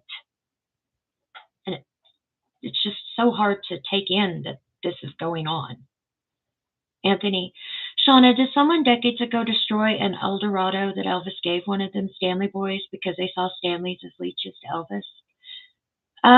Don't know, Anthony. I've not read anything about that or heard anything about that. I don't know. No, I have no idea. Tim, you tell him, girl. Oh, I'm telling him. You tell me to tell him, and I'll tell him. I'll tell him like it is. You know, if you're gonna make money off of Elvis, can you at least tell the truth about him, please? If you're making money off of Elvis, can you at least tell the truth about the man and not sensationalize it and not make things up just to profit off of him? Really, us Elvis fans would really appreciate it. Molly, Rao really seems like loving, caring little brother. Oops, I passed out on the job of protecting someone's life, and that someone is Elvis. What a bogus, fraudulent, slinky individual, huh? Yep. And I also heard through the grapevine that he was on guard, he was sleeping on the job, he was messed up high on drugs, and Al Strada told him he needs to go home and sleep it off because they were going on a tour the next morning. So he went off home to sleep off the drugs, and during that time, what happened? What happened on August 16th, 77, folks? What was Ricky supposed to be doing? Oh, he was supposed to be watching and checking out for Elvis. Yeah, he was on guard that night. Oh, but he was taking drugs and he was sleeping on the job. He got sent home by Alstrada, so he wasn't watching Elvis like he was supposed to. Well, Shauna, he does one show per month. That is 12 shows a year, but still 12 shows a year, and he makes more money than I do. And I don't make any money off what I do. I mean, I don't. I have a real job. I have a real job to make money. This is my hobby. And I do it twice a week, and sometimes we do it 3 times a week. And he only has to do it 12 times a year and make $150,000. It must pay to be kind of related to Elvis and tell lies, I guess. See, Pam. I'm glad Vernon never adopted them and made them Presleys. I am too. But I don't think that their real father would have wanted that. I think that's why the Stanley boys were never adopted. Or maybe Elvis put a stop to it before it even began. You never know. Rachel, they are rewarded for their lives. It seems like it. And I'm getting plumb tired of these people getting rewarded for their lives. It needs to stop. In what world, in what reality does a liar get rewarded? Not in my world. In my world, a liar would be labeled a liar and you would never trust that person ever again. But that's my world. The Elvis world, well, that's a different story. Karen, Rick did not do CPR on Elvis, Joe did. I didn't say Rick did CPR on Elvis, did I, Karen? No. I said Rick was on the clock, and he was supposed to be on guard that night, and he was high on drugs. So Al Strada sends him home. So Elvis didn't have anybody. Probably that's the reason why Joe had to give CPR, because somebody else wasn't there. So I didn't say that, Karen. Molly, yes, dude, someone has to defend Elvis. We have to do it. We all try, and there's a lot of us.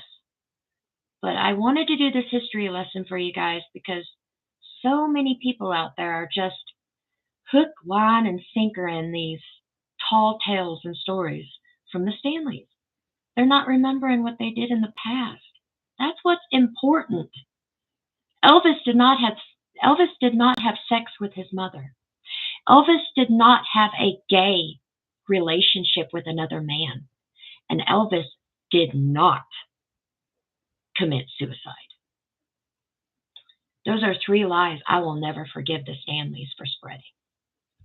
And if you guys love Elvis like I do, those are 3 lies you should not forgive the Stanleys for doing either. That is my personal opinion. Again. Molly, Elvis chick, you went to heaven and talked to Elvis. Hey, Jesus Christ, there's something else.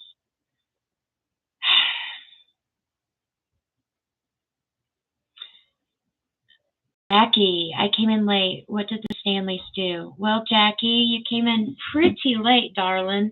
I've been on for an hour and 30 minutes.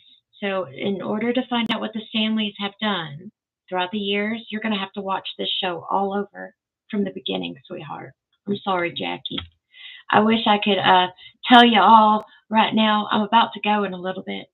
So if you really want to know what the Stanleys did and you really want to be able to just stay clear of them, please watch my show after I get off tonight because you'll learn a thing or two, I promise.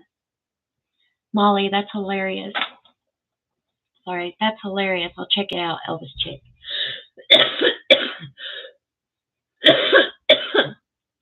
Woo! I tell you, I'm better from the flu, but I haven't lost this cough, and I haven't lost the nasal thing. Oh boy, I'm sorry. And my voice is a little bit lower than what I usually, because I still have feel like a frog in my throat. I mean, I'm better. I'm not sick anymore, but I have a cough, and my nose won't quit running. Ugh, it's annoying.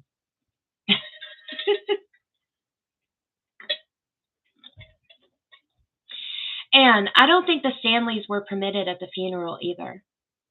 And you're right. Because by the time of the funeral, Vernon was divorced from Dee. So they were divorced. I don't think Vernon wanted him there, to be truth be told. He was with Sandy Miller by that time, Vernon was. Anthony, you tell him, Shauna. I'm telling him. You tell me to tell him. I'm telling him. I'm telling the best that I can. I will watch. Thanks, though. Thank you, Jackie. I appreciate it. Sorry you missed it, but don't forget to watch it, okay? Because there's some good points tonight. Elvis chick. Oh, you won't believe this story is really out there. Ginger, yeah, tell it. Rachel, I learned so much between chat, Elvis, and MM in this show. Thank you so much. You're so very welcome, Rachel. I hold it to a very high standard on my Elvis content and my shows. I make sure that I'm right. And if I'm not right, I make sure to tell you it's my personal opinion. Because other people will just say it's the God's honest truth and they'll just lie. They'll tell you an Elvis story and they'll look right at you and they'll just lie through their teeth. And I think it's wrong.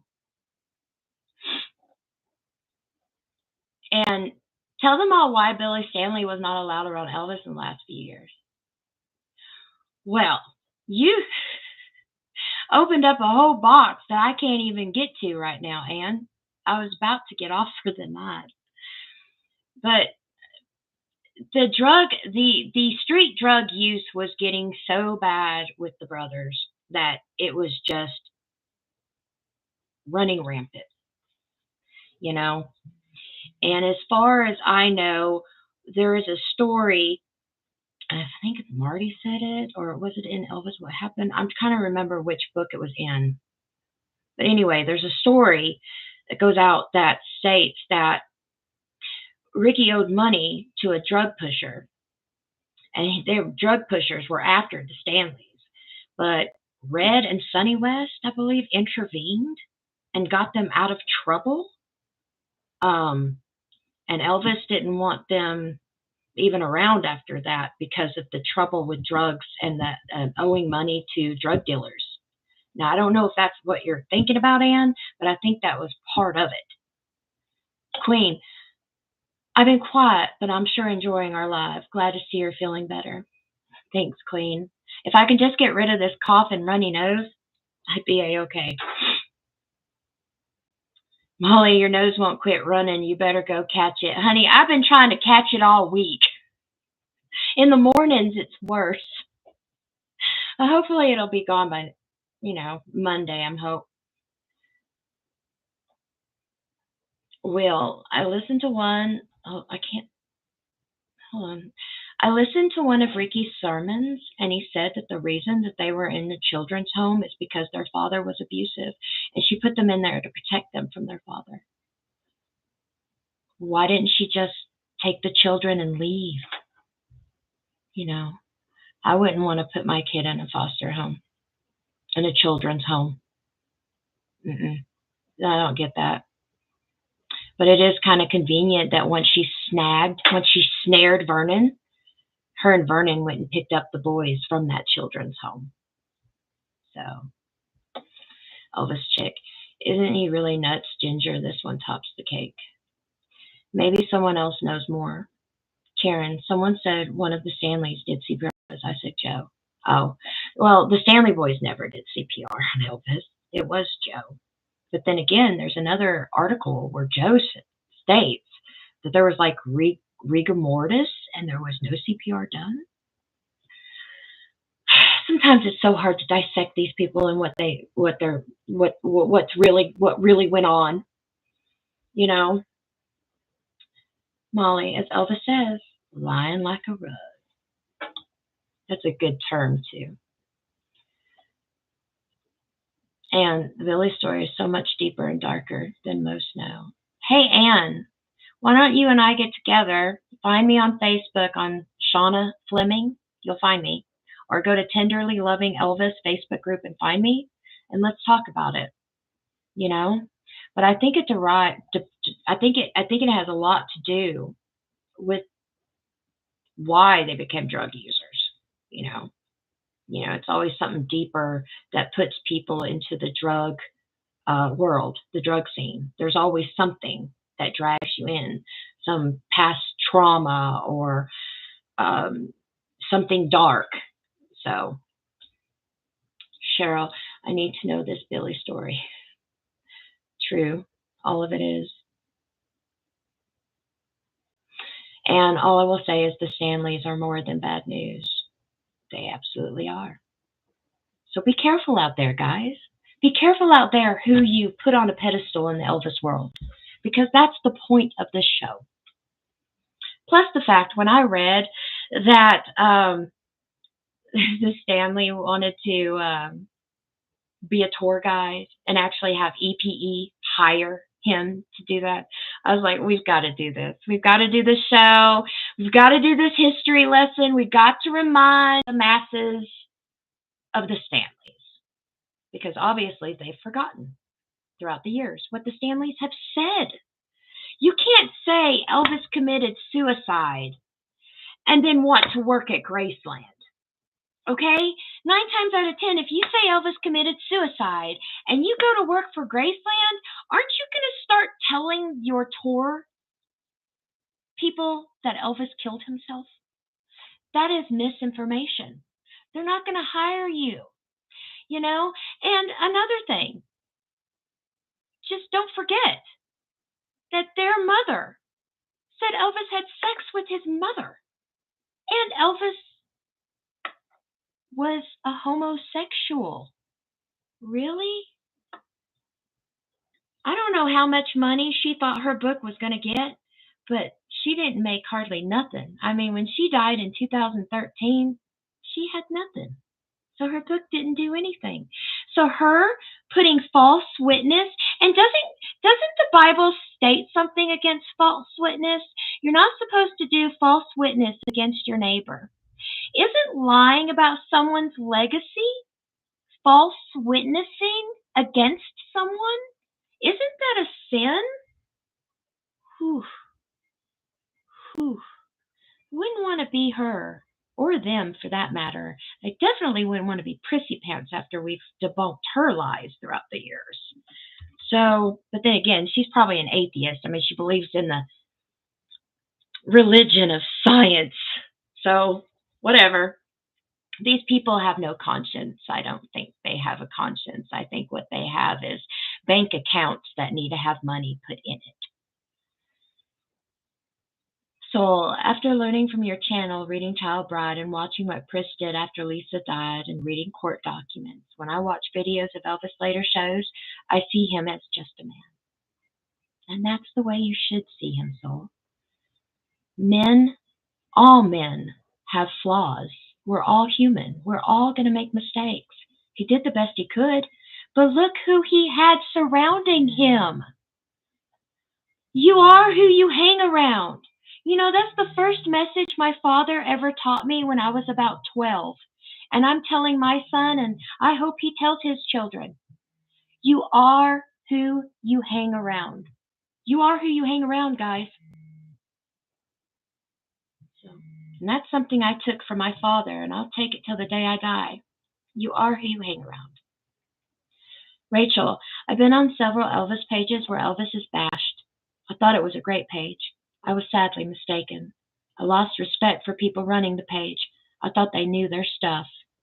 Yeah, it's sad, Rachel. Like I said, be careful out there in the Elvis world, okay, guys?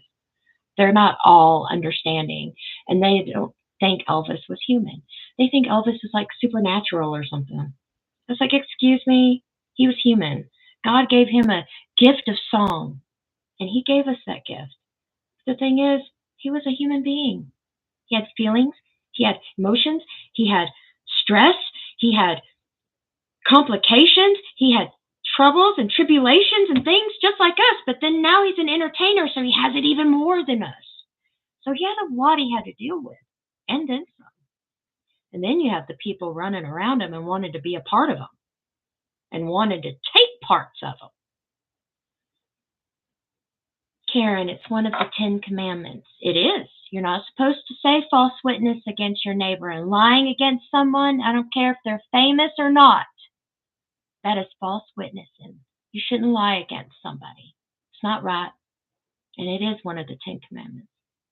So it's sad how those close to Elvis used him. He seemed to have the world on his shoulders. I could be wrong. You're not wrong. He had the world on his shoulders because he cared about us. He cared about his fans. The problem is he had users and abusers following him all around him, you know? And that had to be hard because a lot of them were fake. Fake friendships, fake people, and he didn't even know it.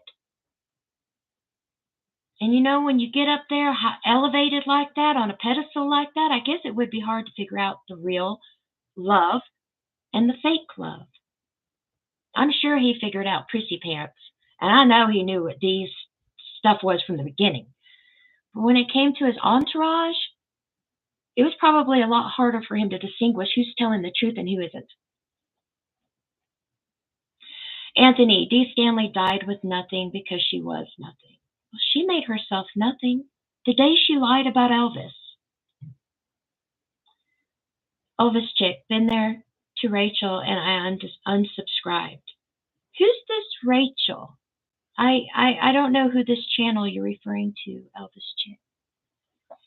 KJ, David Stanley and Elena Nash were in that horrible Loving Elvis documentary and said very damaging things about Elvis. I'm surprised EPE hadn't done anything about that doc. Well, I watched it. I did. I think I'm going to talk about it in the next few shows just because some people probably haven't watched it yet. There is some things I'd like to say. And I'm friends with Elena, and I asked her, and she told me that when you do when you do documentaries like this, people will ask you a question and take you out of context. And she was assuring me that what she said was took out of context, and she wasn't very happy about it. But David Stanley didn't take anything out of context. He said, quote unquote, Elvis killed himself over the stress and the conscience he had about being with young girls. That's on David. And of course, the Elvis world hated David saying that, and they got on him like stink on a skunk, and he had to write in a post the next day, oh, please forgive me, I'm so sorry, I didn't mean to say Elvis committed suicide, blah, blah, blah, blah. Then why did you say it, David? Why did you say it? So, Molly, no support from the living liars on Stanley's or Priscilla. Yeah, I don't care much for any of them. Oh, Olivia, they did use a formulated plan, I truly believe. I think so. I think they had their own agenda and they planned it out and they initiated it and voila. They both became Presleys. Dee became a Presley and Prissy Pants became a Presley. And the agenda was the same. Money be took care of. Fame. Knowing Elvis Presley. You know? Karen, Elvis had a lot of health issues. He did. And a lot of stress. And his ex-wife taking him back to court and stuff like that sure didn't help him. And his ex-wife putting a lien on Graceland in 1976 did not help him either. I'm sure he was very worried if he was going to lose Graceland or not. All because Prissy wanted to get paid. Will, did Elena Nash ever meet Elvis? No. No. I know that. She never did. But she's a good biographer. But she's never met him. Elvis chick. KG, you're right. It was horrible then. David apologized. And there was backlash. I can't stand him. I can't either. So let me rephrase that. I watch videos and I see Elvis the man, the human being. Exactly. There's nothing supernatural about Elvis. He had a God-given talent, but he had the world on his shoulders with being just a human and all these people expecting so much from him when he was just a human being. KJ, yeah, Elena Nash is horrible too. She's caused huge damage to Elvis Legacy. Well, if you're talking about what she said, she did say it was out of context. That there was other things she said before that they took out of the video. When you're talking about her books, I don't know how it's damaging. Most of all the books that she's wrote, I have enjoyed. But it's all about the opinion of you guys. Who you guys like and who you guys follow. Don't take my word for it. But I'm a personal friend of Elena Nash. Her and I are pretty close. And I don't think she meant that. But I do know that Dee Stanley meant what she was saying. She could not stand Elvis. She also says, I want to say one more thing about Dee Stanley before I go. If you guys have missed this. Dee Stanley claims that in 1971, 70-ish, she got pregnant with Vernon's baby. Now, she told Vernon that she was pregnant, and she told Geraldo Rivera that when she told Vernon that she was pregnant with when she told Vernon she was pregnant with Vernon's baby, Vernon looked at her and he said, that baby is not mine. That baby's Elvis's. And it caused Dee to have a huge fight with Vernon because Vernon suspected that Dee was pregnant with Elvis's kid. This is according to Dee. And she said during this fight, it got so bad that she fell onto the floor, like got pushed or fell down to the floor, and that she had a miscarriage. And that she blames this miscarriage on Vernon and Elvis because she thought Vernon thought Elvis was the father to this baby because Dee's story of Elvis having sex with Gladys. You can't make this stuff up, folks. That really happened. So you can take that tonight for the last thing I say about Dee Stanley. Claiming she was pregnant with Vernon's kid. Yeah. It's funny, this is the first time we ever heard about it was 1993. Why didn't she say something in the 70s? Why didn't she say something in the 80s? Why didn't she, what, you know? Elvis chick, that old bat, couldn't get pregnant. This is what she claimed. This is what she claimed. And that's just another story, another tale. Catgirl Blue, as if Vernon would ever believe that Elvis was with Dee. I know, but this is what Dee stated herself. Vernon blamed her for not he was telling her that it was Elvis's child. And when I read that when it first came out, I couldn't believe it. Whatever. Cheryl, Elvis chick, you cracked me up. Elvis chick, Dee had 3 miscarriages. Well, the one she states as losing the baby because Vernon told her it was Elvis's topped the cake right there. Topped it. I know I've skipped comments just because sometimes it's hard to read them all. And then they go so fast. If I had skipped you guys, I'm sorry. It happens sometimes. You guys go.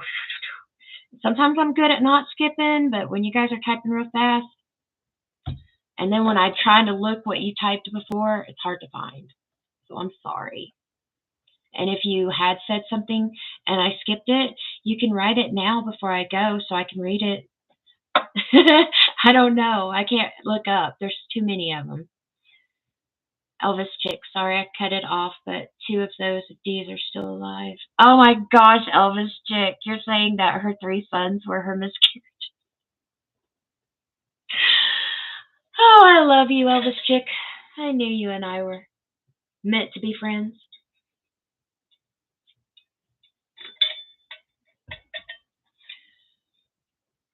My answer to you about Billy twice is back in the comments. Oh Lord, I'm so sorry. I know some of you don't like Elena Nash, and that's your own personal opinions. And I'm fine with that. I still love you guys. I'm just trying to give Elena a benefit of the doubt because I know her personally.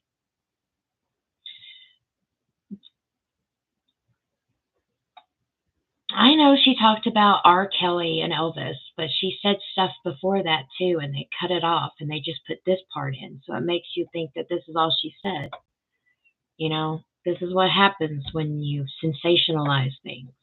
You get put out of context sometimes. But I ain't telling you guys to follow her, am I? No, no, no. You guys don't like Elena Nash? That's fine.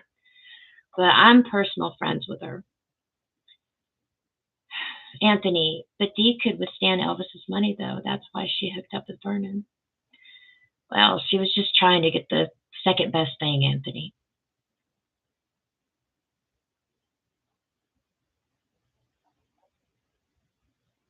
Will, Elena has been a journalist a long time.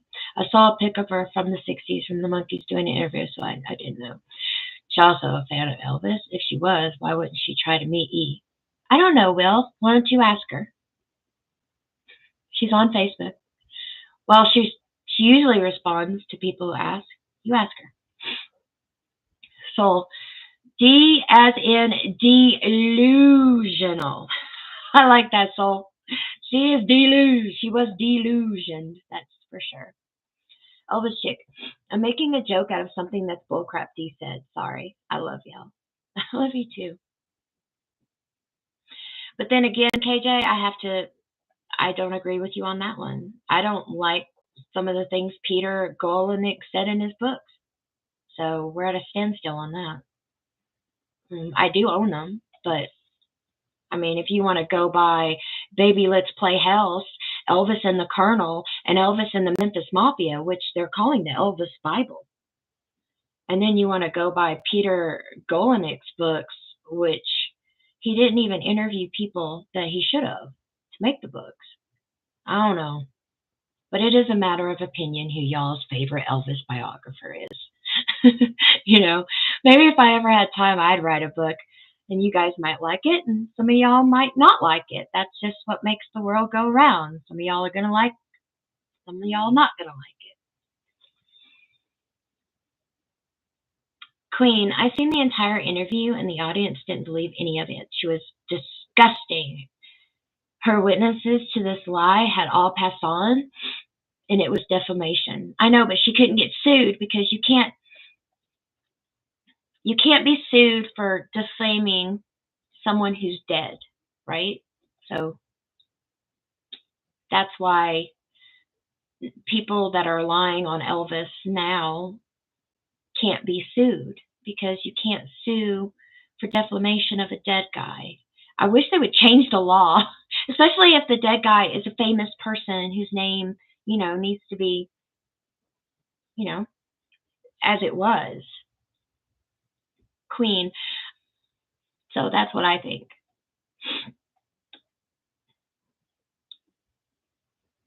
And Nash's book, Baby Let's Play House, is deplorable, horrible things stated in there that should have never been printed, ever. And that there is some things, yes, but I guess with the name of Elvis, it has to be sensationalized with everybody else. You can't just read a book about Elvis and it be all fine and sunshine and hunky-dory and you accept that. There has to be parts of him being human in that book. And some of those books are good for historians for a matter of fact, so we can pinpoint the difference between one book and one timeline and another book and another timeline and try to put it together and piece together what Elvis really did and what Elvis didn't do. So it all goes with the timeline. It all goes with other things. You have to do your own research. But a lot of these books come together to make one story. But you have to distinguish which is real and which is not real. And Anne, that's not always easy, especially if the man is dead. KJ, what didn't you like he wrote? Just curious. Well, that would be a whole nother show, KJ, which I don't have time for tonight, but I could get to it on a later one. Molly, bro, do you know how many of these punk kids were conceived to R. Kelly to the... Whoa! Oh, that's funny.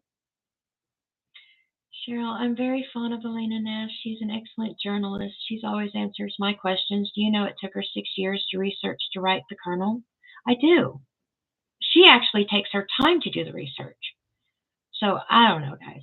It depends on who you follow, whose book you like, who you like in the Elvis world, okay? But just be careful who you like in the Elvis world, all right? Or you'll be up there with the Stanleys. You don't want that. You don't want that. You don't want to be around someone whose mother and her children have lied about Elvis to the point where he's gay, he slept with his mother sexually, and he committed suicide. So don't associate with them. I'm sorry, but that deterred me and will keep me deterred from those Stanleys forever because I can't forgive them for those three things. Not at all.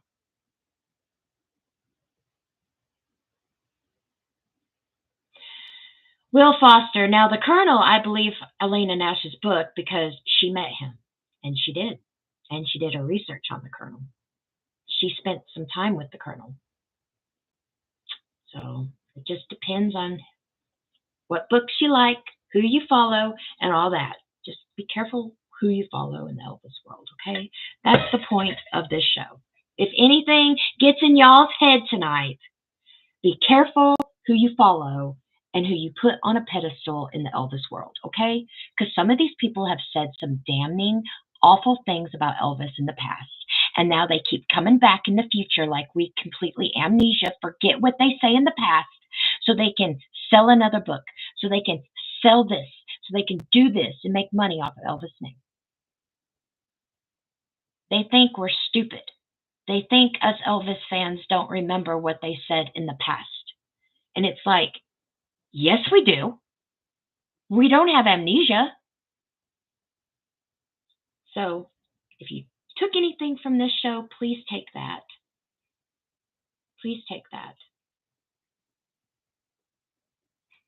Well, you're going to have to wait till this summer for me to do a review on Ginger's book. Okay.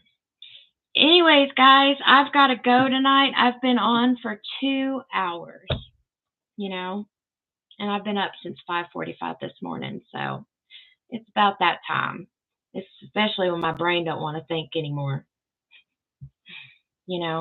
But with everybody, you got to do your own research. You got to go through the books. You got to see who says the truth through the timeline. You got to go through your own research. And you know what? You guys could have went to any Elvis channel tonight, and you didn't. You came to mine.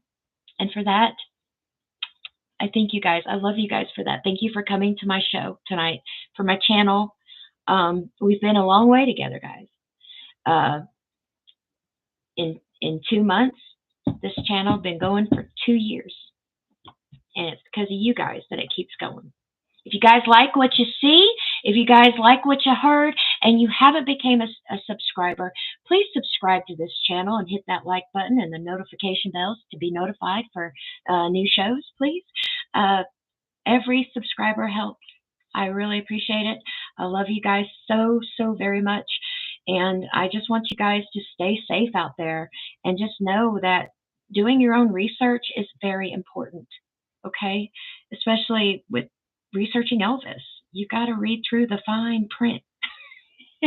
Kind of. All right? And just know that I love you guys. You're my Elvis family. And I look forward to seeing each and every one of you every week. And if you guys are new, welcome. And I hope that you come back next week. Okay, guys? All right? All right. So anyways, guys, TCBTLC, God bless y'all. And you know what? I'll see you on the other side. Okay, guys? I'm going to do a Wednesday trivia to win movies. So don't forget, that's my next show. Wednesday. The trivia show is coming to win these Elvis movies. So if you want an Elvis movie, you got to make my live trivia show on Wednesday at 7 p.m., okay? And we're going to give these suckers away. Next Wednesday, 7 p.m. Eastern Time. I'll be live next Wednesday to give the movies out, okay? Make sure you watch my shows on these movies. Get those numbers in your head, because I gave you all a special number. And get those trivia questions right to win these movies, okay? All right, guys. I love you too, guys. Be safe out there, okay? Bye, y'all.